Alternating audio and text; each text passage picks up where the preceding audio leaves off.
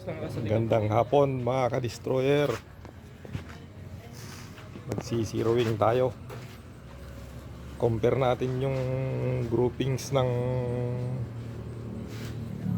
magkakaibang pellet dito sa bagong gamit natin. 20 meters lang yung distance para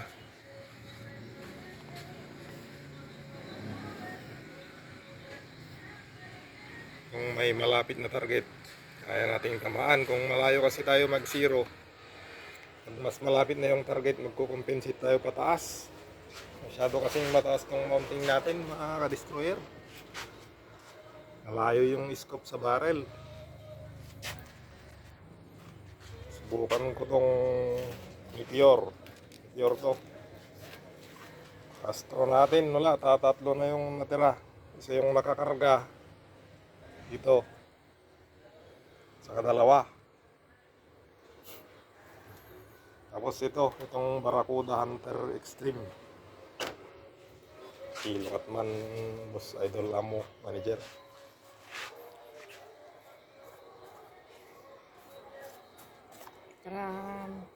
Ito, subukan natin to. Meteor to, nilagay ko lang dito sa may naubos na Barracuda.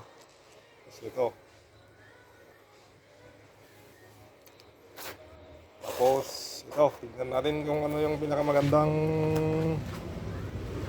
kakainin nitong barrel natin. Kilokat, Boss Manager Idol.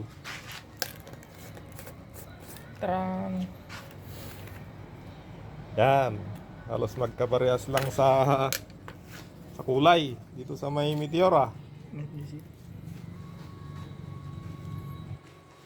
Yan, puntahan natin yung target. 1, 2, 3, 4, 5, 6, 7, 8, 9, 10, 11, 12, 13, 14, 15, 16, 17, 18, 19, 21, 22, 23 step. Yan, minarkahan natin. Bali, apat yan, mainit. Meteor, yung una. GSB itong pangalawa. Saka HNN, Barracuda, pangatlo. Saka Astro. Wala tayong sidecam mga ka-destroyer. Doon tayo. 24 steps, mga 1 meter yung step ko siguro. Medyo may katangkaran naman tayo eh. Hitin ko 1, 2, 3, 4, 5, 6, 7, 8, 9, 10, 11, 12, 13, 14, 15, 16, 17, 18, 19, 21, 22, 23, 24, 25 pala hanggang dito sa barrel. 25.5. Ito yung pako, ito yung barrel. Ito pala kasi silencer lang to.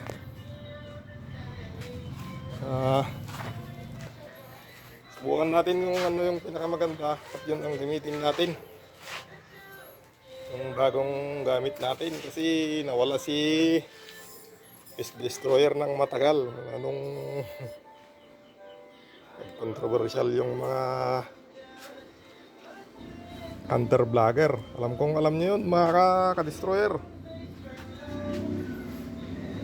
Kaya kung madami ang nagsasabi na babalik tayo, mas lalo na kay Sir Joer Milan Lagyo, todo suporta. Tsaka makulit talaga na babalik daw ako.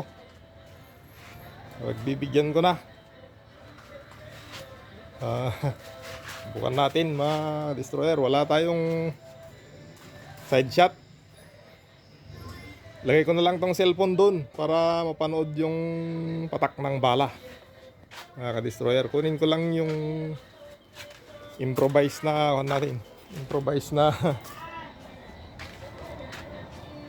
ano ba yun, cellphone stand monoblock. Ito bali ang unang ipuputok ko, susundin ko yung pila dito sa may ginuhit ko na target. Susundan ko yan. Mga ka-destroyer, mainit pa. Parang mababa tong ito na, hindi nyo makita. Dapat ganyan.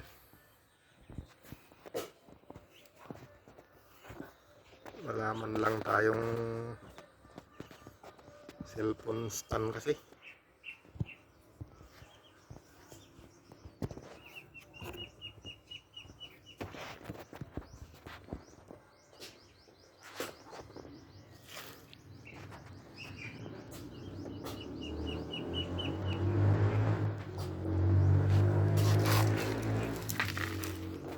Hirap makita.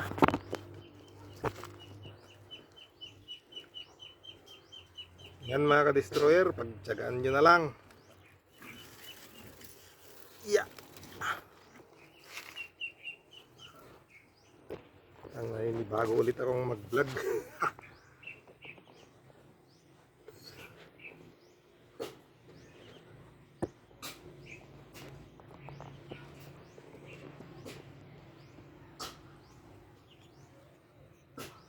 Hirap talaga.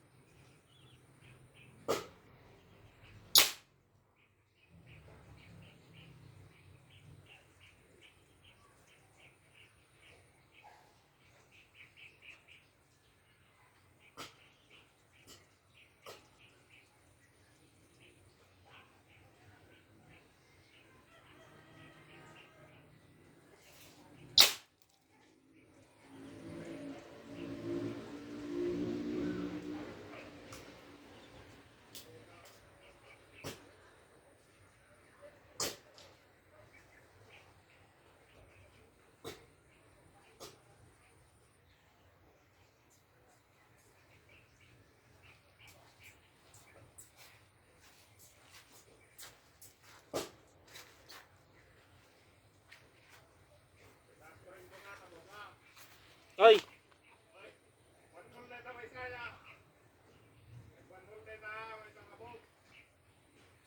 Dito baba. Nag-letter 8. Number 8.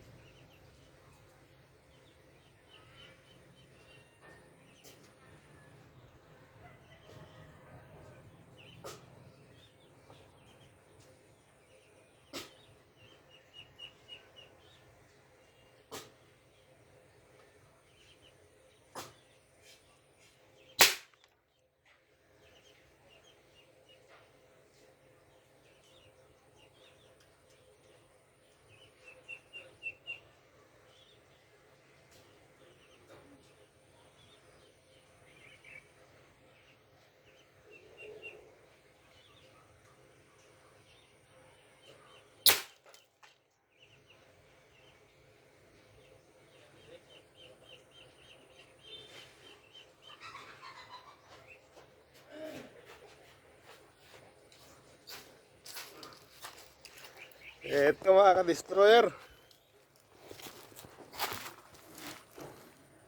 Astro natin mababa. Dali dito yung dalawang pellet. Saka dito yung isa. Hindi ako nag-adjust ng sight dito. Tatlo lang yung astro natin eh. Hindi ko na-adjust yung reticle. Tapos meteor. Sinubukan ko yung meteor. Pumutok ako dalawa ito. Tapos nag-adjust ako ng kanan sa reticle natin. Ito tumama naman. Pero nung inulit ko na, ito na. Pero ang alam ko sa akin yan kasi pagod din tayo. Kalusot lang. Tapos sa GSB natin, hindi na rin ako nag-adjust ng reticle yung sa meteor lang kanina. Ito, tatlo lang yung ginamit ko. Okay yung groupings kasi hindi naman nakagato yun eh. Pero hindi naka-zero. Ang mag-adjust. Yung Barracuda. Ito naman. Okay yung dalawa pero bakit yung isa nag-iba? Ang isi-zero siguro natin dito pinakamaganda itong GSB kasi yung barrel natin Chromoly barrel. Parang shotgun itong Astro eh, pero dalawa naman dito, isa lang malayo. Ito rin yung Barracuda,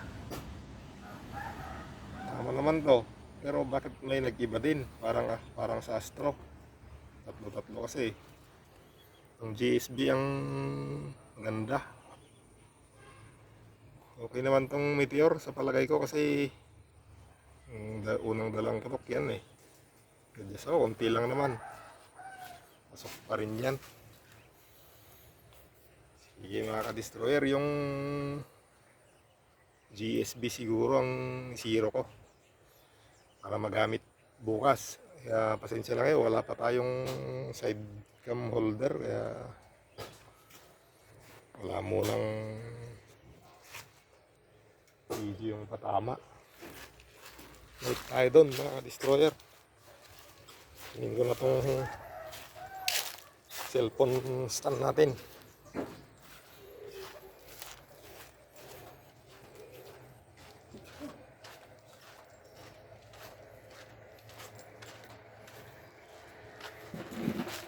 Bali ito na lang siguro ang isiro natin mga destroyer, GSB o di kaya itong meteor. Okay naman, ito naman medyo sabog. Sige mga destroyer, kaya antayin nyo lang ang talagang pagbabalik ko sa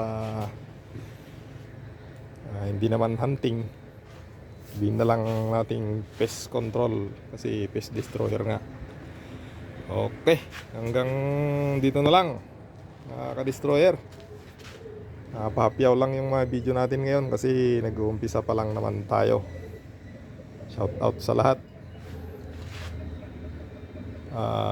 Hanggang sa muli. Hasta la vista.